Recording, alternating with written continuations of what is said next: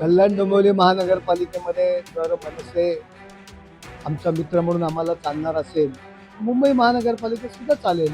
मी कालही म्हणालो, मनसे म्हणजे काय एमआयएम नाही. संजय राऊत आजारी आहेत आणि त्यांची खूप घालमेल झालेली आहे, खूप मळमळ होते.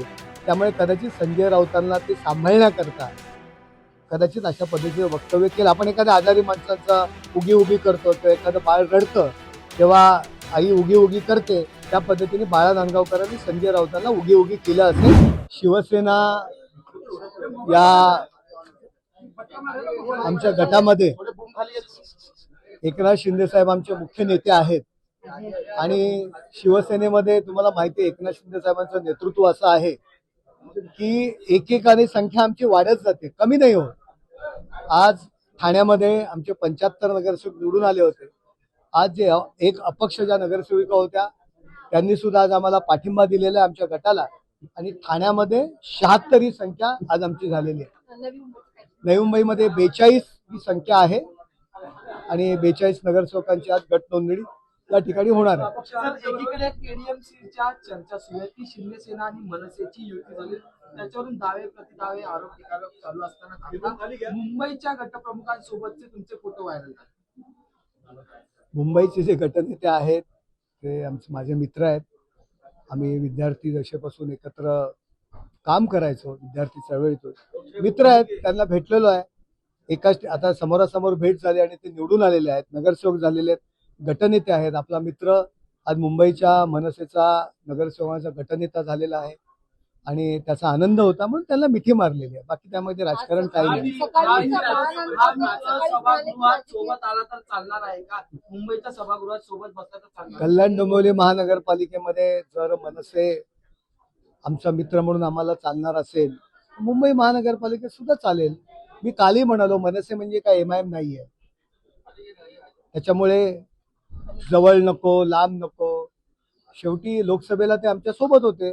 ते जर आमच्या जवळ आले आणि खऱ्या अर्थाने विकास करणाऱ्यांच्या जवळ आले तर आम्ही नक्कीच त्यांचं स्वागत करू. पण मनसेच्या सोबत असणाऱ्या मित्रपक्षाचं काय? त्यांच्या सोबत त्यांनी निवडणुका लढल्या. संजय राऊत वाटोळ करणार आहे त्यांचं, त्याच्यामुळे त्यांचं काय ते संजय राऊतांना विचारा. केडीएमसीच्या मुद्द्यावर बोलताना बाळा नांदगावकर आता म्हटले की वैयक्तिक जर मला विचारलं तर मला हे पटलेलं नाही. तुम्ही आता म्हणताले की मुंबई महानगरपालिकेला पण सोबत आले तर चालेल, मग बाळा नांदगावकरांची मनधरणी करण्यासाठी तुम्ही चालताय? हे बघा, मुंबई हा आमचा विषय नाहीये. केडीएमसीच्या प्रश्नावर काल स्वतः देशपांडे, जे त्यांचे संदीप देशपांडे आहेत, प्रवक्ते आहेत, मुंबईचे अध्यक्ष, ते स्वतः या ठिकाणी आले होते. राजू पाटील जे कल्याण डोंबिवली महानगरपालिका त्या भागाचं कामकाज पाहतात, त्यांनी जाहीरपणे आम्हाला मित्र म्हणून युतीमध्ये आमच्या सहभागी झालेले आहेत. त्यामुळे त्या संदर्भात बाळा नांदगावकरांचं काय मत आहे, त्यांचं काय मत आहे, त्यांच्यामध्ये मतांतर आहेत. पण झालं हे नक्की, आमच्या सोबत आलेत, हे तर काही बदलणार नाही. आता ते झालं हे नक्की. सकाळीच ते म्हणाले की म्हणजे बाळा नांदगावकर म्हणाले की राजकारणामध्ये कधीही काही होऊ शकतं, त्यामुळे आता मुंबईमध्ये चित्र बदल. हे बघा, संजय राऊत आजारी आहेत आणि त्यांची खूप घालमेल झालेली आहे, खूप मळमळ होते.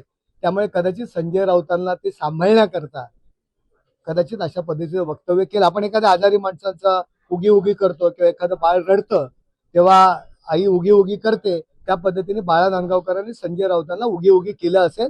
काल पाठिंबा दिला हे तर सत्य आहे. केडीएमसी जे झालं त्याचा खापर स्थानिक नेता म्हणून फक्त राजू पटेल यांच्यावरती फोडलं जातं आणि राऊत म्हणतात की राज ठाकरे यांच्यापासून वैधच झालेले आहेत. संजय राऊत राजू पाटलांवरती आरोप करणारे कोण? जे राजू पाटील त्या ठिकाणी निवडणूक त्यांनी लढलेली आहे आणि निवडून आलेले आहेत, त्या राजू पाटलांवरती हे आरोप करणारे कोण? मागच्या दारांनी खासदार झाले म्हणजे सगळ्यांवरती आरोप करायला त्यांना मुभा नाही दिली. साधे नगरसेवक नाही बनू शकत संजय राऊत. आणि जो माणूस आमदार म्हणून निवडून येतो त्याच्यावर जर टीका करत असेल तर त्यांनी त्यांची आपली योग्यता तपासावी.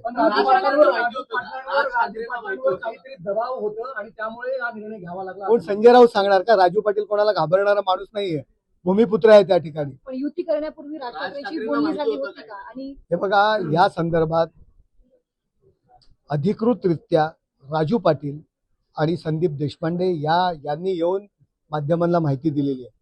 त्यामुळे मला असं वाटतं की नक्कीच पक्षाच्या नेतृत्वाची परवानगी घेतली असेल, कदाचित नांदगावकरांची नसेल घेतली, कदाचित घेतली असेल. पण संजय राऊत रडतायत, त्यांचं रडणं थांबवण्याकरता ते बोलले असतील.